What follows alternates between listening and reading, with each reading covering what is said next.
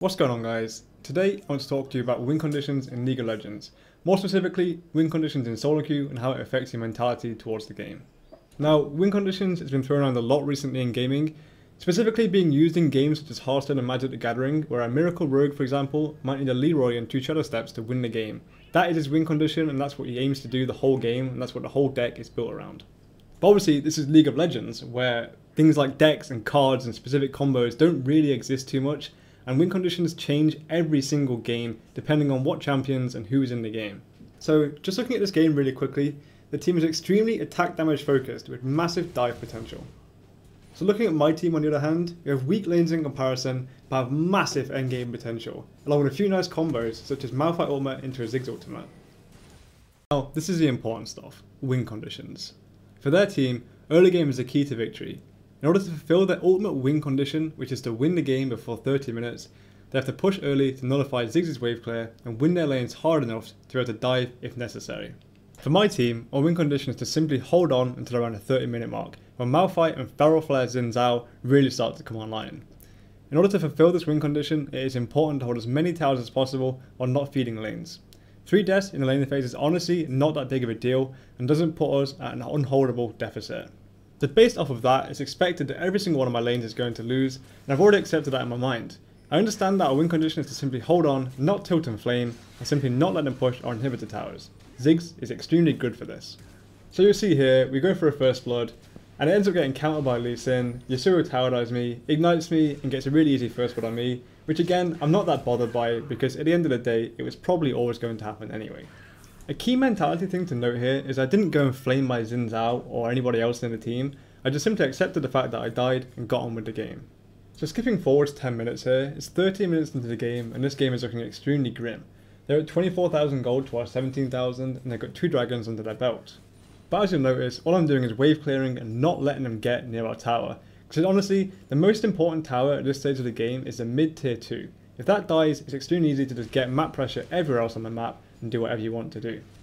Now coming up here is quite a common situation in solo queue. Annie goes searching for some random kill or whatever, ends up finding a Corki, finds the owner and just sort of dies 14 minutes into the game in our jungle with 4 players there. Now it'd be easy to say okay whatever, we lost here, but I'm pretty sure everyone on my team knew our win condition as no one really flamed about it and that was it. Thankfully it really didn't go as planned for them as I barely lived. My fight came in to sort of do some cool stuff to just look good and then missed his ultimate, but it's whatever. Lee Sin sort of tries to kill him, Owner tries to kill him, they end up taking a lot of damage. Lucian finally comes in, I pick up 1 kill, Xin Zhao comes in, makes a really good knockback, and it's sort of like an even-ish trade where it is sort of coming for 1 kill and Malphite dying, so at the end of the day I think it worked out pretty well for us, and they didn't get damage on the T2 tower, which is the most important thing to notice. You'll notice how everyone rotated there for the objective, and that's because everyone knew the win condition. So again, skipping forwards here, the score is 16-14, we're not doing too bad. And it's 21 minutes into the game where they're trying to get our T2 tower yet again. So we just lost a team fight 2 for 4 and I'm the only one left alive. I disagreed with fighting here as it was heavily against our win condition, which is why I didn't overcommit and stayed right next to my tower where I belong. So because I'm still alive, they have to try and force me off the tower in order for their creeps to get to the tower. Lee Sin kicks me back, nearly dives in and dies, and then I sort of flash out and sort of live but not really. Lee Sin takes 2 tower hits and ultimately is too low to actually do anything by the time Lucian and Annie get there. Now if I committed to that fight, it's possible we would have lost our T2 tower and then maybe lost the game off that, which is why it's always important to just stick to your win condition no matter what. Skipping forwards again here, it's 27 minutes into the game and the goal gap is pretty much the same as it was before. They just got our T2 bottom tower after taking our T2 mid and we're sort of running out of time and they're running out of time as well. Where if we lose 1 more tower, if it's inhibitor tower, then we're going to be in a really tough situation as they can tower dive and potentially just win the game straight up from that. Thankfully, as you'll notice here, Xin Zhao started to actually come online with a Warmogs, Feral Flare and a Blade of the Roan King, and it allows them to be able to duel the enemy top laner, which allows us to pretty much stay in the game and hold off until our 30-minute window hits.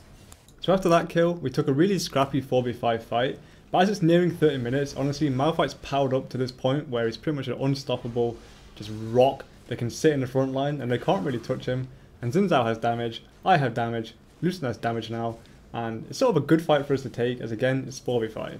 You'll notice here this is quite a skill based fight as honestly their team could still have won quite easily 4v5, but everyone on my team honestly played pretty well.